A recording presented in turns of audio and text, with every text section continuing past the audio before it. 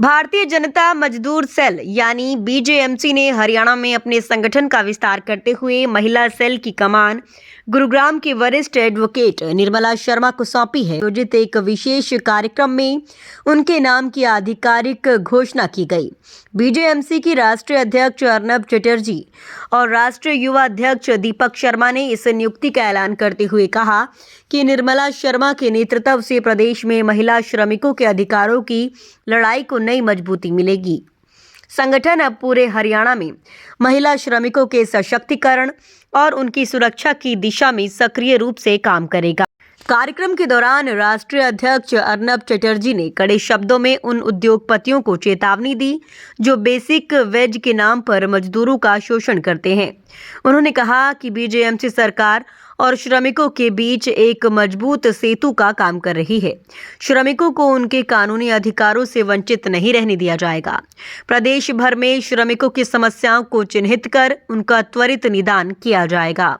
हरियाणा प्रदेश अध्यक्ष अमित शर्मा ने नवनियुक्त अध्यक्ष का स्वागत करते हुए कहा कि संगठन किसी भी श्रमिक की समस्या के समाधान के लिए तत्पर है। उन्होंने कहा कि हाल ही में प्रदेश की 4 कंपनियों के प्रबंधन के खिलाफ मनमानी की शिकायतें मिली हैं, जिनकी जांच जारी है। दोषी पाए जाने पर प्रबंधन के खिलाफ कड़ी कार्रवाई की जाएगी।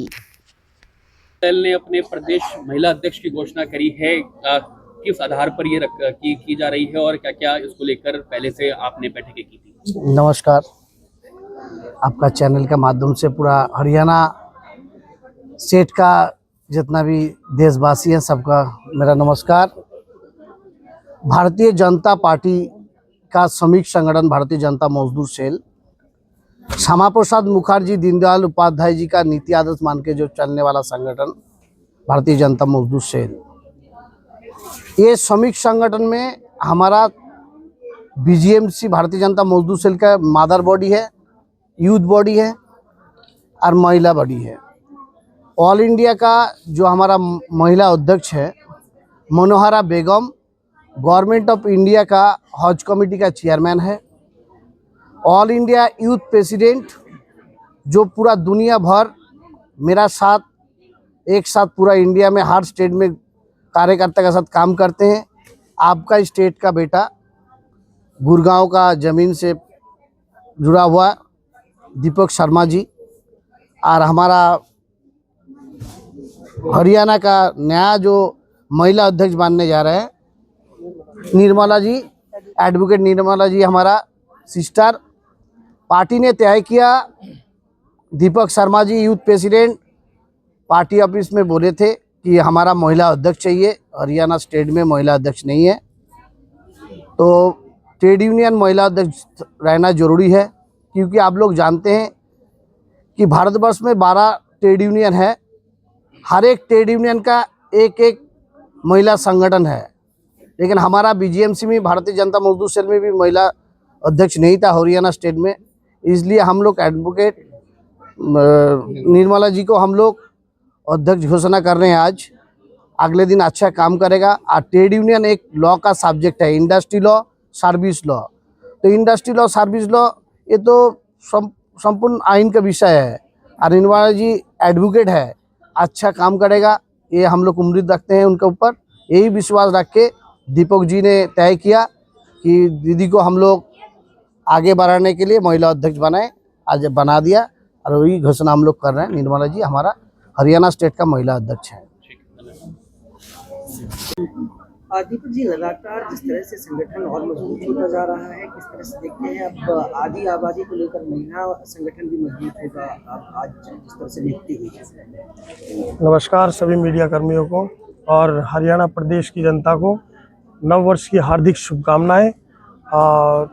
आज भारतीय जनता मजदूर सेल जो भाजपा का एक श्रमिक संगठन है, इसकी महिला विंग की आज गठन शताब्दी हम आप यहाँ पे कर रहे हैं, जिनको दायित्व दिया है निर्मला जी प्रदेश महिला अध्यक्ष बनी है।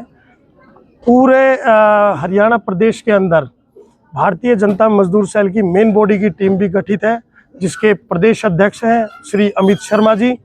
और इसी तरीके से महिला का जितनी भी टीम का नेतृत्व होगा वो निर्मला जी की तरफ से हर गरीब श्रमिक महिलाएं जिस भी प्रकार की उनको सुविधाएं, उनका सम्मान, जो उनके अधिकार है, उनको दिलाने के लिए निर्मला जी प्रदेश स्तर पर एक टीम गठित करेंगी।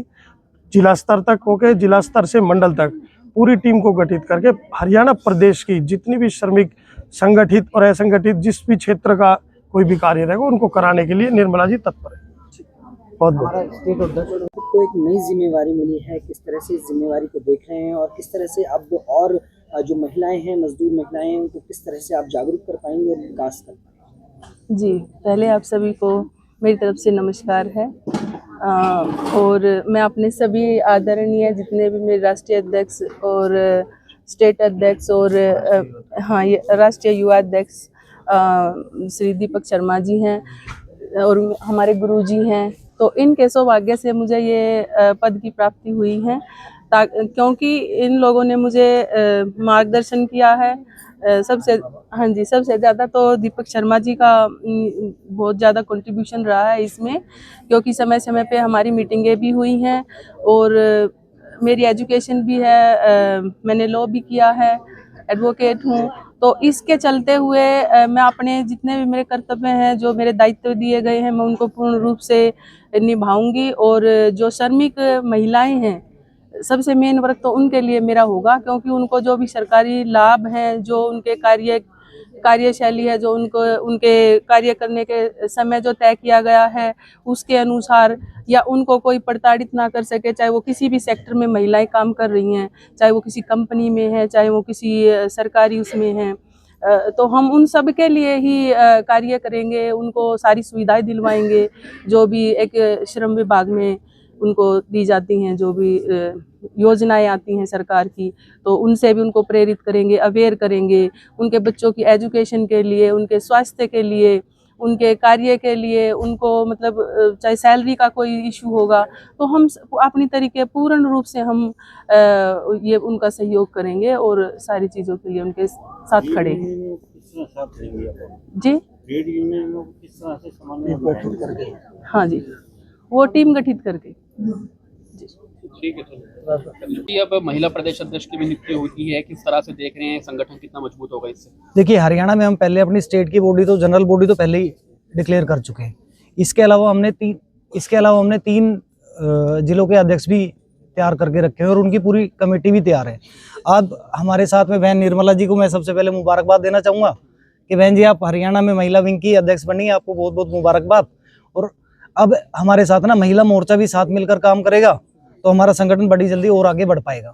जो मजदूर लोग हैं, अगर वो परेशान रहते हैं किसी समस्या से, किस तरह से आप लोगों के पास वो संपर्क कर सकते हैं, आप लोगों के पास आकर अपना समाधान करा सकते हैं? देखिए, हमने पहले भी पूरे गुड़गांव में बोर्ड लगाए थे, हरियाणा में भी बोर्ड्स लगाए हैं, हमने नंबर भी डाले हुए उन पे, और अभी एक वेबसाइट भी हमारी बनने वाली है बड़ी जल्दी, तो उससे भी हो जाएगा। डायरेक्ट नंबर्स हैं, कोई भी हमें सीधा संपर्क कर सकता है। हम कोऑर्डिनेट करते हैं डीएलसी के साथ मिलकर, अगर किसी कमेटी में कोई गड़बड़ है या किसी कंपनी में फैक्ट्री में कोई गड़बड़ हो रही है, लेबर की पेमेंट पूरी नहीं मिल रही, तो हम सबसे पहले डीएलसी जो जिस भी जिले का है उससे संपर्क करके उनकी समस्याओं का निवारण करने का काम करते हैं। जो मिनिमम वेजेस हैं, कई कंपनी उसका पालन नहीं करती और मजदूर सेल जो है, मजदूर वर्ग जो है वो परेशान रहते हैं। हाँ। किस तरह से उन लोगों का समाधान करेंगे और क्या चेतावनी देना चाहेंगे ऐसी कंपनियों को? देखिए, 100% चेतावनी देना भी चाहेंगे। हम मिलकर आए थे हमारे मंत्री जी अनिल विज जी से, जो कि लेबर मिनिस्टर हैं, उनको हमने 4 कंपनियों की ऐसी कंप्लेंट्स भी ऑलरेडी दी हुई है जिसके ऊपर जांच चल रही है। तो पूरे हरियाणा में हर कोई इंडस्ट्रियलिस्ट ये चीज़ समझ ले कि मिनिमम वेजेस तो देनी पड़ेगी। और बड़ी हमारे सेंट्रल गवर्नमेंट ने भी, स्टेट गवर्नमेंट ने भी नए श्रम कानून भी इसी से रिलेटेड अभी बनाए हैं, जो अप्रैल से शायद लागू भी हो जाएं पूरे भारतवर्ष में। 4 कंपनियां कहाँ की थी? 2 मानेसर की हैं, 1 रोहतक की है और 1 हिसार की है। कार्रवाई होगी उनके ऊपर? उनकी जांच चल रही है अभी, तो जांच का जैसे ही रिजल्ट आ जाएगा तो कार्रवाई भी होगी।